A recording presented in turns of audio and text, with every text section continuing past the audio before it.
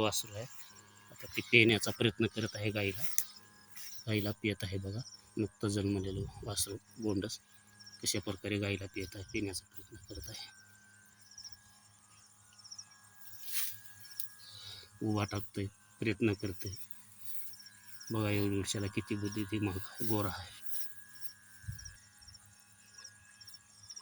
पिऊ लागलेलं चुरचुर चुरचुर बघा. त्याला कोणी शिकवलं नाही, काही नाही. किती ज्ञान आहे देवानं, कशी निसर्गाने बुद्धी दिली. मस्त पेत गोरा छान गाय चाटते मस्त. किती वात्सल्य प्रेम जिव्हाळा आहे बघा माणसाप्रमाणे.